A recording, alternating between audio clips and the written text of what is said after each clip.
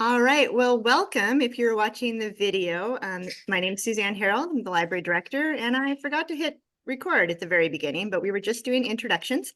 So we're now getting into the meat of what we're doing. One of the things that's happening is that early on, I want to say 2018, I'm looking at someone in the audience who might know.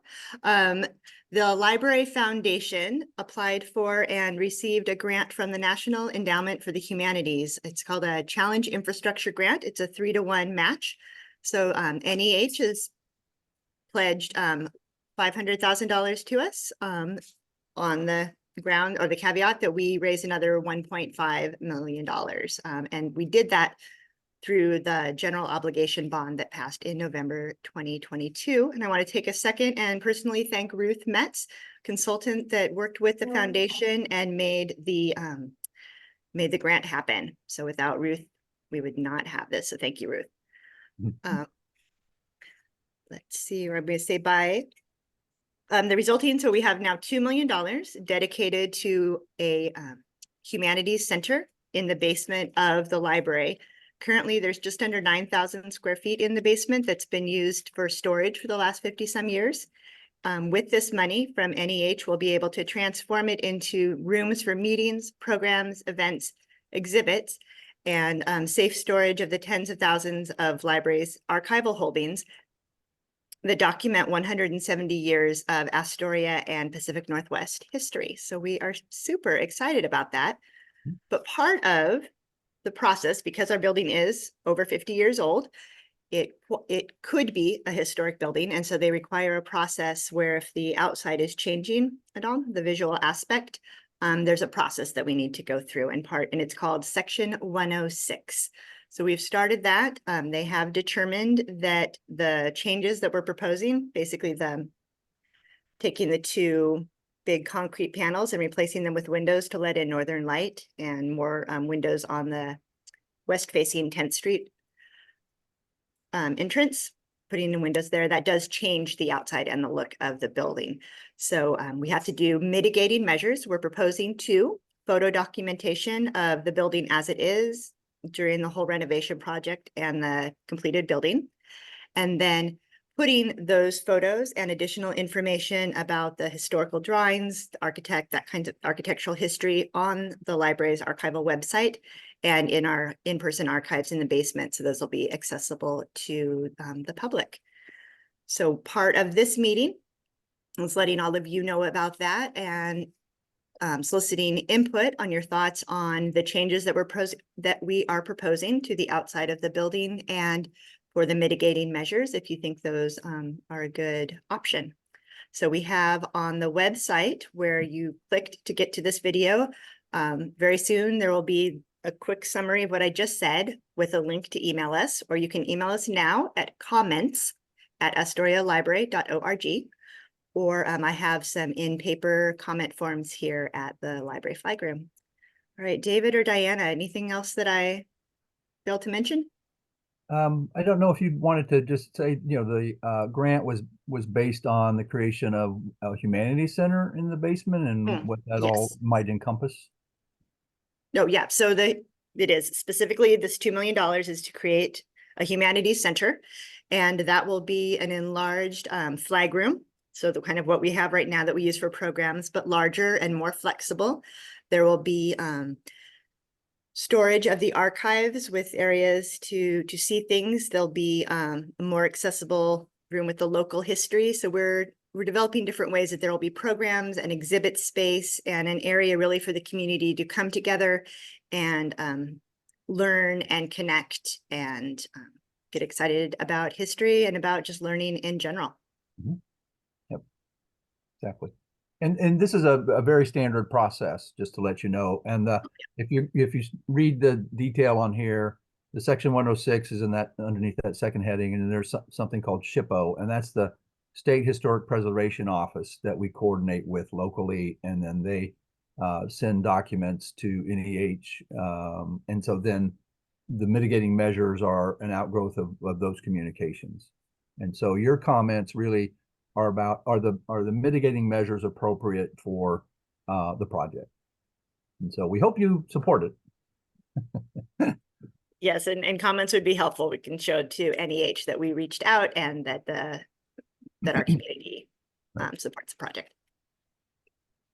Okay, very good. All right, I'll turn it back over to you. Okay, Okay. next slide. So Diana, you were talking about these before, so why don't you keep going? Sure.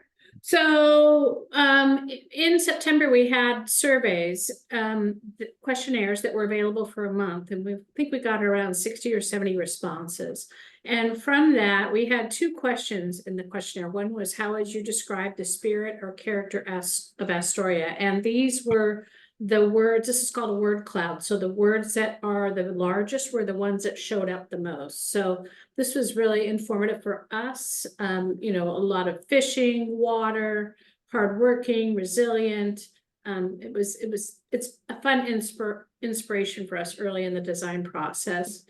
And then the next question was, what images of culture and nature come to mind? And again, water, fishing, salmon, boats, the connection to the native communities, the maritime history. There's a lot. Astoria has a very rich culture, and it's been very inspirational to try and get as much as this as we can into the design intent.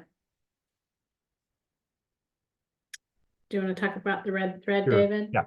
And so as an outgrowth of that, when we started to design, we're trying to identify a way to stitch all these stories together. And we were up at the Nordic Museum in Seattle and kind of crossed paths with this idea that's common to Nordic culture, and it's called the red thread.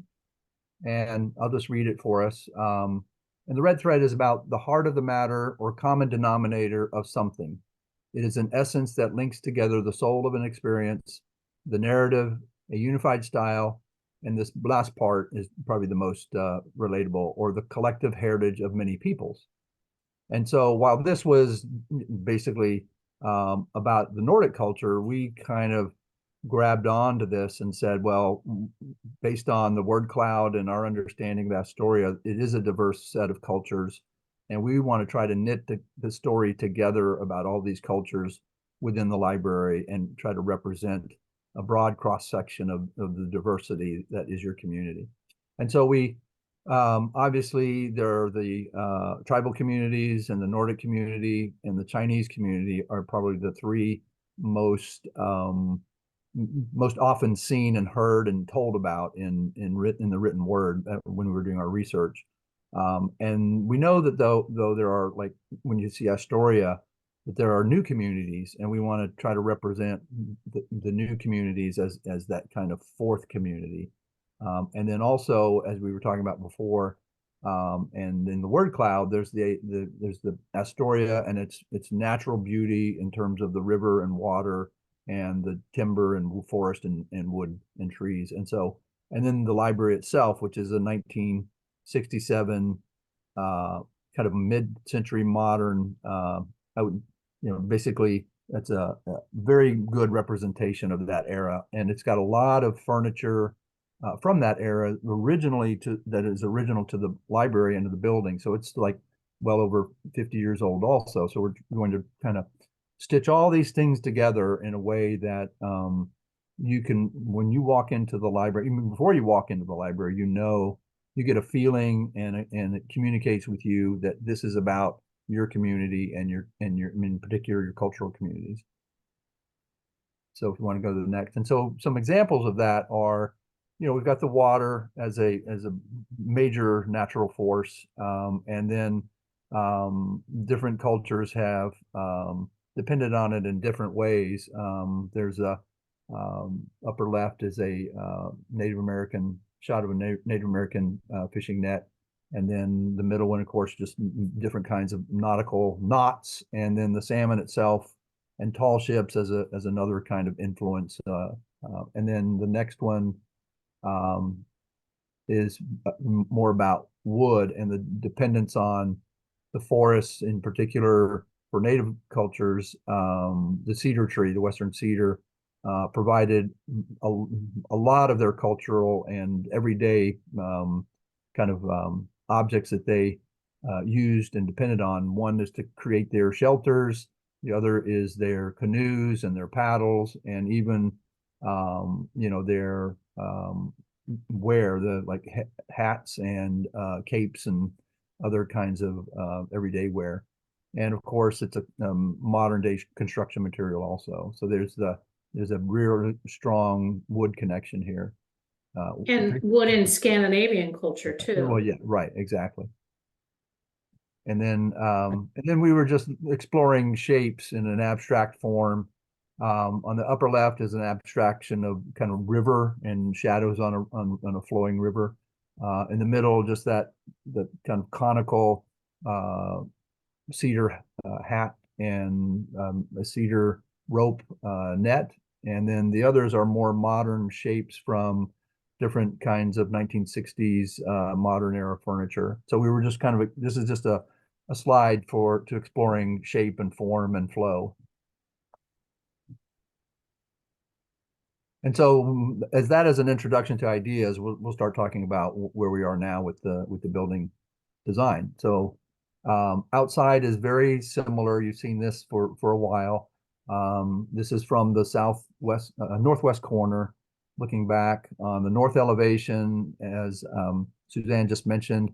The two big bays of solid precast concrete are going to come off, and we're going to put new glazing on there. So that's about a 18-foot high by 40-foot long, wall of glass now that will gather abundant amount of north light, which is an excellent light in any case, but particularly for a library, because it's much softer, and very seldom will there be direct light on that, other than kind of high summer, late in the day, maybe.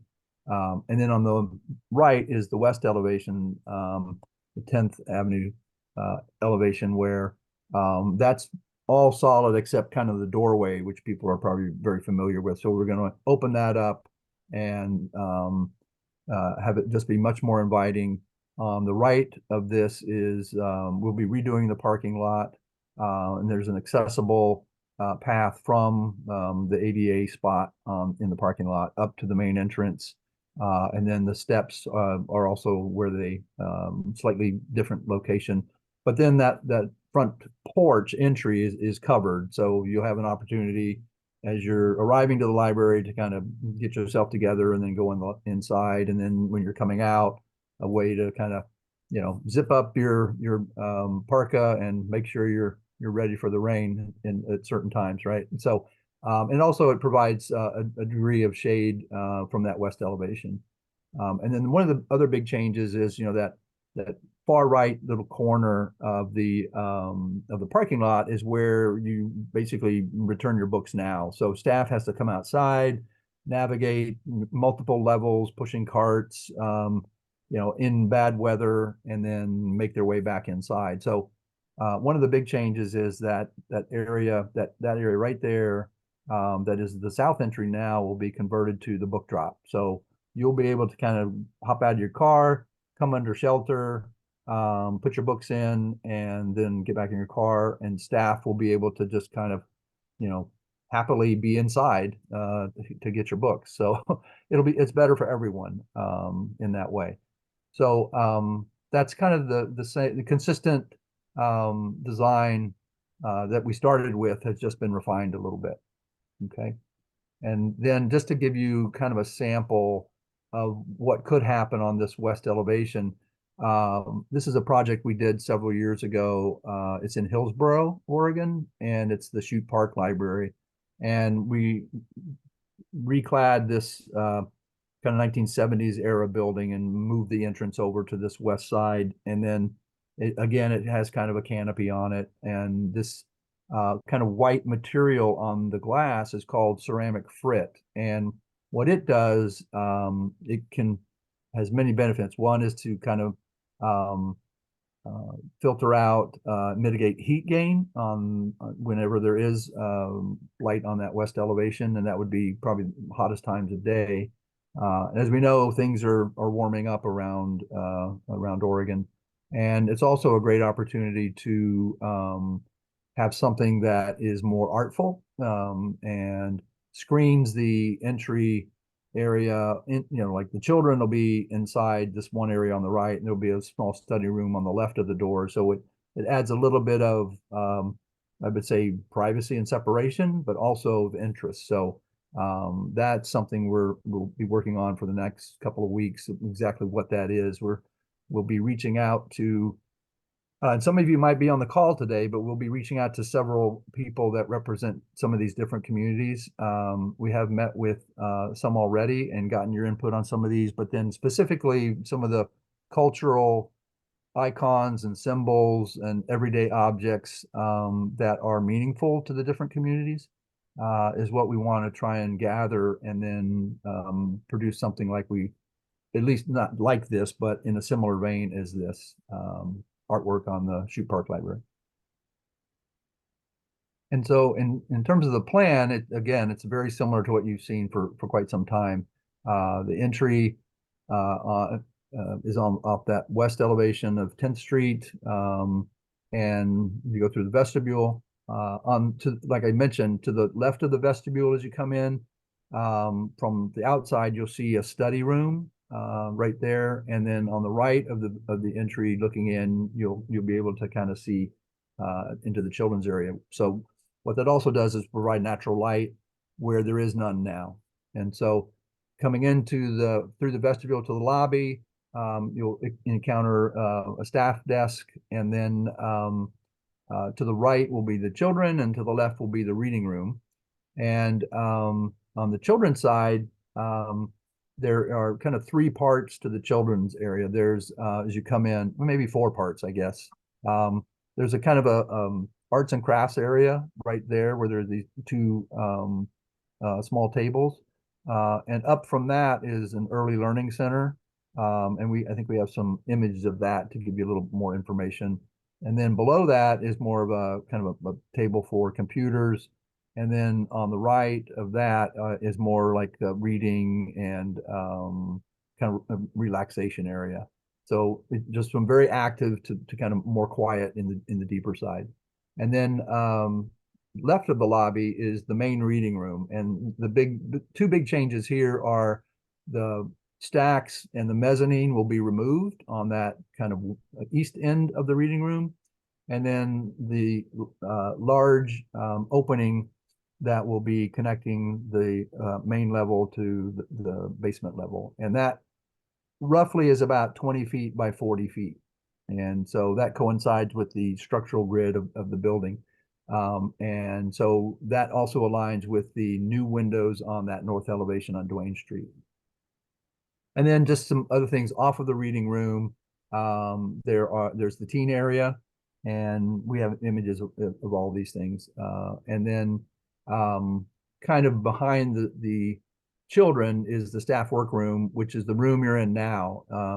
And part of just to kind of go back a little bit, part of the coordination with the State Historic Preservation Office and National Endowment for the Humanities was identifying which interior spaces were probably the most important and which ones were we going to kind of try to keep intact. And there are 3 of those, and one is the main reading room. Of course, there are changes to these, but they're still fairly intact with their form, the dimensions, the height of the ceilings and things like that, and the actual ceilings themselves. The southwest corner of the children's area, which is the tall space in the children's area, and then the staff workroom, which is the current flag room. All those will pretty much stay intact. And that was to the benefit of the project and SHPO's reaction to everything, and also National Endowment for the Humanities. So just to give you a little bit of background there. And then there are some back of house spaces, new restrooms, and break room for staff and all that kind of thing, a new stair. Okay, and then downstairs, of course, the idea of a humanities center it has 2 major components here. The new flag room, which is substantially larger than the existing one, and then the gallery, which is in blue.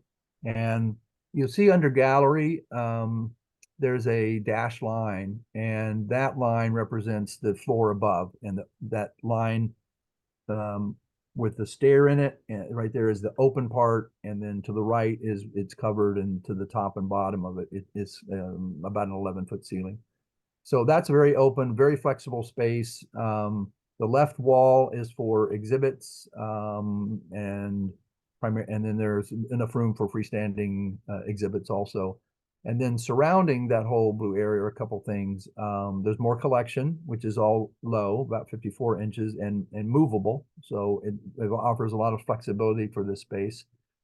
There's the flag room, like I said, and then there's the Astoriana room, which has the Astoriana collection in it, and 2 study rooms next to that, and then a media meeting room, which would be large enough for, let's say, any kind of recordings, or if you want to do a green screen kind of thing, you could do that in there as far as a video. And then again, back of house spaces. The archive storage wraps around the flag room, and then all the gray ones are support spaces. Mechanical storage and things like that. And so we thought it'd be interesting for you to kind of see and how flexible this whole downstairs is. On the left is kind of how it could get set up on a pretty much daily basis in the blue. And then a flag room is set up for a lecture, let's say, for about, I think is that about 60 people, I think, right in there.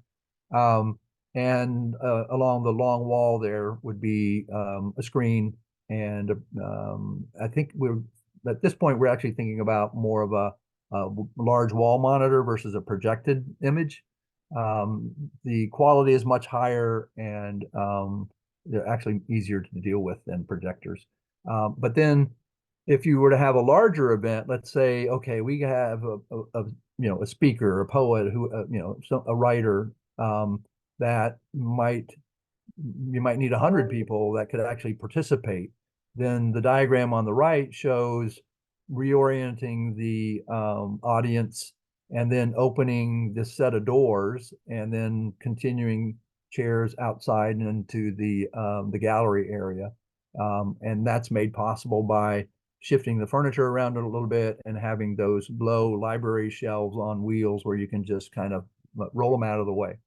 So it becomes an extremely flexible space for you. And, there are probably, half a dozen or more different types of arrangements you can make with this. So we're kind of really excited about what this offers you in terms of how you can, customize the space for whatever kind of event you can dream up.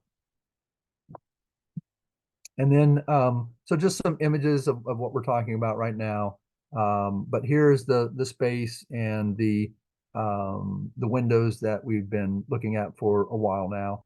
And like I said, those are about 40 feet in length and about 16 feet in height or something like that.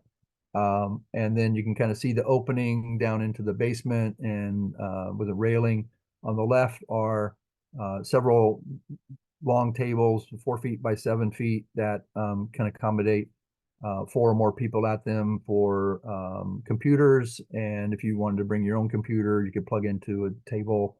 And then the low stacks on that end, which is the west end, the entry side. And then the next image kind of shows it from an opposite side, looking down into the Humanities Center gallery. So just a couple things. The railing, we've got a couple of options right now what this is going to look like. And so this is a point in time, and part of it is on constructability, based on constructability, and in terms of which option is finalized, and which one is reasonable in cost if it's the budget. So we've got a couple of options there. And then you can kind of see on the far end, there's more lounge furniture on that east end.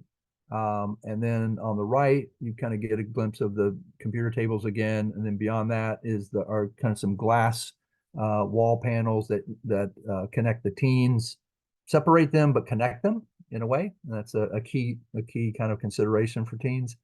And then on the right, you get a glimpse of this kind of feature wall that we're kind of bending around the lobby and then out into the reading room. And then from below, you get a sense of it even more, the kind of stair floating down, And then the wall on the left is the kind of feature wall in terms of, presenting artwork. And then you can kind of see on the far end is that kind of media meeting room. And then on the right are those 54-inch shelves that would be mobile. So those are the ones that move out of the way. A couple of high tables to work at. And then you can just get a glimpse of the flag room on the right there, far right. And then the lobby, just what we're thinking about here is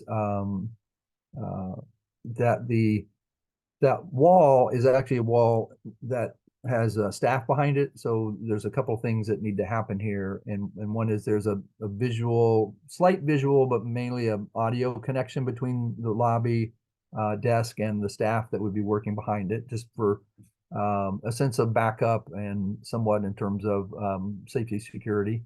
There would both be in wood, and the idea behind this that we're still kind of refining a little bit, but the staff desk is actually those shapes we were exploring in that one slide. It sort of has that kind of motion to it and sort of harkens back to boat forms. That's kind of sort of what we're after there. And then the wall would be a lighter oak. And then we're thinking that some of these verticals would actually have carved panels in them that would start representing the different cultures. And those panels would be in contrast to this lighter wood, and those would be carved in cedar. And so then in the children's area, you kind of see that this is the craft area right in the immediate foreground. But then beyond that is this early learning center. And again, we're kind of playing with those soft, rounded shapes that are common to all the cultures that we've been studying in terms of just the way the Native American shapes flow and the way Scandinavian shapes are rounded a lot of times. And then it also is somewhat suggestive of an upside down boat in some ways.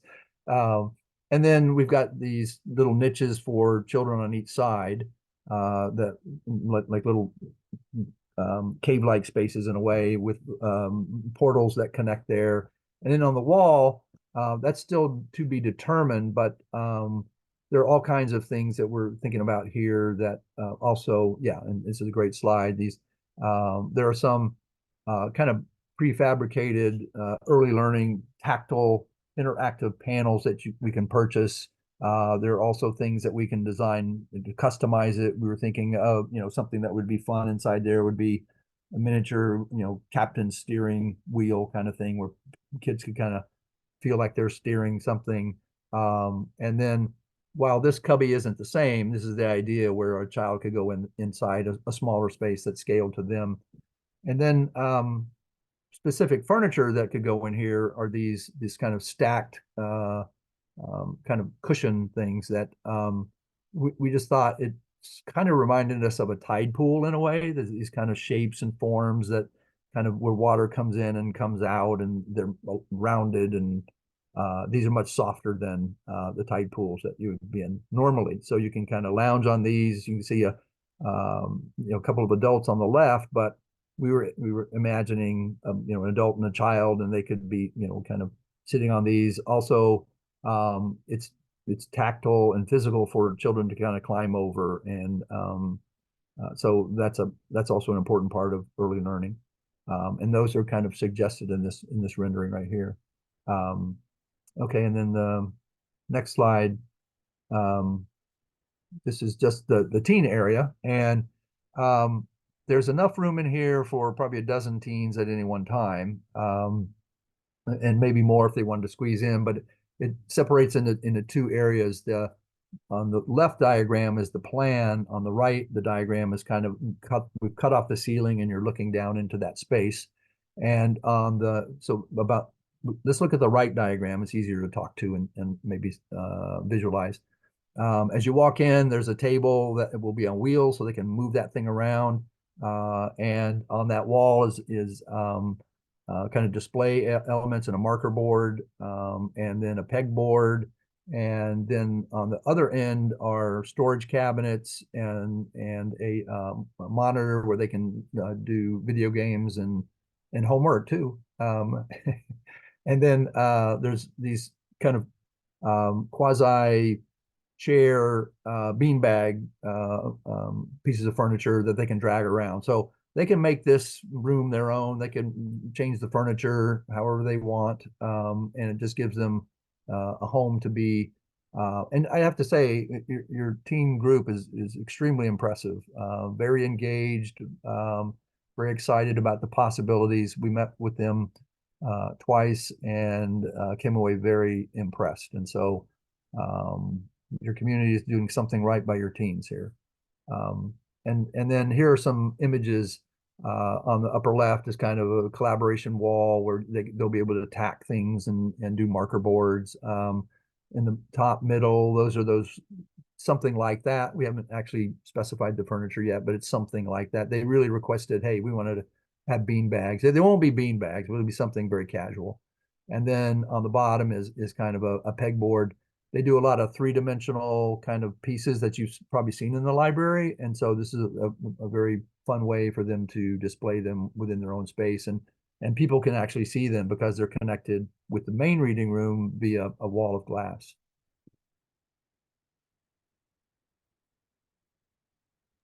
Okay, That's it. but is it? Okay, all right. Yeah. That was it. All right. Well, there's a lot to digest here, but maybe when we were talking, you might have some questions or comments, and we'd love to enter into a discussion with you right now. So I would say if you're online, raise your hand. If you're in there with Suzanne, wave to her and let her know you got a question or a comment.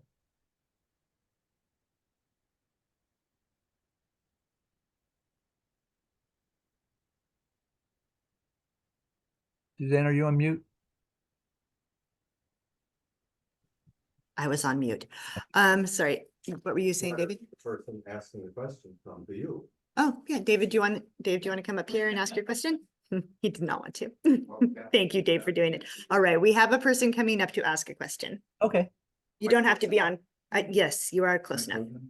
Out of curiosity, in that two-story area, the gallery in the main meeting room, how do they change the lights in the ceiling? Above that, yeah, that's well, the good thing is we'll have LED lights, so it's like a 10-year interval. So they'll have to roll in and I've been on these things and they're really a lot of fun in a way. But they basically a scissor lift. They'll get in with a scissor lift from that lower one. And How do they get a scissor lift in there? Yeah, how will we get the at a scissor lift ramp. in there? Yeah, you can come in the ramp and come in the front doors and take it in an elevator and then take it Okay. down. Yeah. Okay. Yeah, it's a good question though. I hadn't thought about it. Yep. I have a question for you. Oh, yes. Okay, got another question in the I group. certainly hope that with doubling the library space, we'd be able to increase the size of the collection. There will be a lot of books. Yep. Yeah. So it will be increased from where we are right now. think when Yes, it will be more than what we have right now in the building. Yeah. Arlene, that's your question. Yeah, I'd like to follow that question up because there in all these photos it looks like there's very few bookshelves. So I wondered, how many books are we going to have? Or let's say, how many bookshelves are we going to have, and how does that relate to how many books we're going to have? And what is the size of the collection now? Just a comparison. Yeah, I don't have those. We had those numbers at the last presentation. I don't know if we can dig those. I can pull them Okay. up. Yeah. Yeah. I think we actually have more from that meeting, don't we? I think we do too. I think we've added quite a bit more and Right. yeah. Right. So I don't know if you want to pull up Yeah, if you let wanna me pull up find the it. pictures. I can. Okay, yeah, I can put up yours, but I can point to where the bookcases are. Yeah, One let me big get- difference is going to happen is right now we have a lot of the shelves that we have are inaccessible. So we aren't using all of them, and this will be much more open, so we can use the bottom shelves up, higher. And then there's a lot of those movable ones that go around. So I believe that we're actually gonna have a little bit more. Yeah. I remember right from the numbers, we can have a bit more than we currently have right now on the shelves. Yeah, this was our count in December. Oh, can everybody see this? No. Let's see if I can make that bigger. You can't see the circulation plan? It's a little bit small. I don't know if it's possible to zoom in a Oh, little yeah, bit. yeah, There we yeah. go. There we go. Okay, let me get it better. There we go. Yeah, so the books on shelves, sorry, we haven't looked at this for a few months, but the books on shelves were 22,000, and I believe we're less than that now. I think we're more like 20. And the total collection was about 25. So that was based on, I believe it was a 10% checked out rate. And that we were being pretty conservative in our numbers because, oh, I know we don't have that, but libraries often find that once they open, actually more books are checked out. So we were being conservative. The typical checkout rate for Multnomah County Library is 15% is what they assume. So we were going with 10%. So we feel like we've got a comfortable amount of books, a little bit of. And this right here will also be books where it currently shows periodicals. We don't have that many periodicals, so most of that will be books. And I believe that we've added in a few, so she's downstairs. Can you also ask about the initial slide of the front of the library? Oh, yeah. So I was gonna follow up with this later, but there was an initial slide on the front of the library on our, that looked Yeah. different. Oh, that's the current. Oh, the new current. front, yeah, okay, Yeah, so that's why it looks different. This is what it is right now. Yeah. And then that one? it'll be. Okay, how wide are the stairs there? It doesn't look like they're very wide. Oh, yeah. So do we know maybe Patrick knows what the width of the stairs will be on that 10th Street entrance? Yeah, we're planning about 10 feet in width. So these are looking at them at slight angles, so it's a little Yeah, obscured, but look to the left, There yeah. we go, that's a better But picture. they're very wide, yeah. And we shifted them over, because we didn't want conflict right at the top of the stairs and people opening the door. So, because we are limited in with the amount of space we have.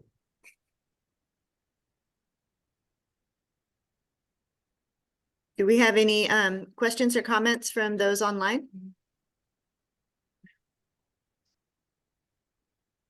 All right, we did have one written. See, I've got, yeah, Patsy, what's your question?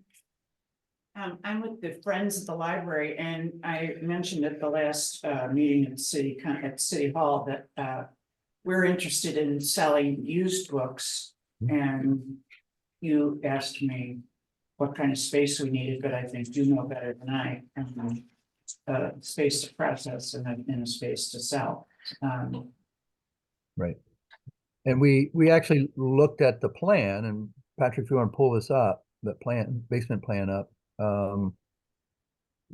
What we have labeled as mechanical storage is actually not mechanical storage anymore.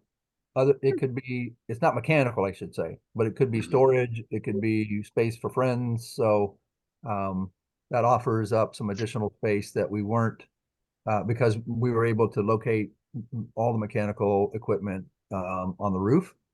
And so we had this in reserve previously. So now it's more flexible for other uses. I accept a pleasure. Ask them about the copying machine. The copying machine is going to come over. It'll be in what's called the tech bar. Can you bring it? Yeah. Yeah. So the copier scanner will be right in here. So similar. So it'll be where the staff can see and help, and it'll be close to the computers. Yeah. Let's see, there was a question in the comments. Let me pull that back up and read it. It's a note that said, "This is wonderful. Thank you. We would love to hear how as patrons and local residents can volunteer or help. Love hearing about the safety needs. So, couple of ways to help that I can think of offhand. One would be just, following along and staying engaged. We'll keep putting updates on our Instagram account, our Facebook account, and the library's website. If you go to astorialibrary.org and click on the button that says renovation, that's where I'm posting all of the updates on there. As we move forward and figure out the budget and how far the bond dollars will stretch, we might be doing, the Library Foundation might be doing some fundraising. So if you wanted to help us financially, that's an option to help augment the budget that we have. I don't know right now about volunteer opportunities, but I'm thinking and brainstorming ways that if we might be able to use that. And if so, that'll be posted on those locations that I just mentioned, the website, our social media channels, and here in the library on pieces of paper that we Right. post on. And Suzanne, you might remind them of the NEH, little, Oh, yes, another great help, thank you, David, would be filling out a comment card or sending us an email and letting us know what you think about those mitigation measures that we've proposed, if those seem like a good way to address the changes that we're making to the outside of a 50-year-old building. The photo documentation of what we have now, the renovation project and the completed building once it's renovated, and then putting those photos along with additional information about the building and its architectural history on our website. We have if you don't know this, click on online resources on our website and go to local history, and you can connect to our online archives. I just uploaded hundreds of documents today on there. So there's lots of fun new things to see there. A huge thank you to John Gudenberger, our city historian, Eric Williams, our scanner, and Christian, our volunteer, for making that happen. So yeah, explore there. That's where this will eventually go. But yes, let us know what you think about the mitigation measures. And if you like the idea of putting in those tall windows to bring in more natural light and connect the building inside with the outside more. That's what the NEH wants to hear about. Oh, and you can email that to me at comments, plural, COMMENTS, at astorialibrary.org.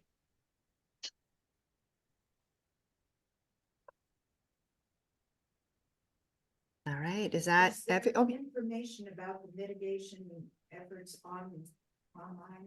there will be. I sent the edits to our web designer person today, so it should be up hopefully by the end of this week. Will that be under mitigation or what? Will it be? It'll be at the top of the building project's website under National Endowment for Humanities grant. I've got a quick summary of it and then a link to the comments email.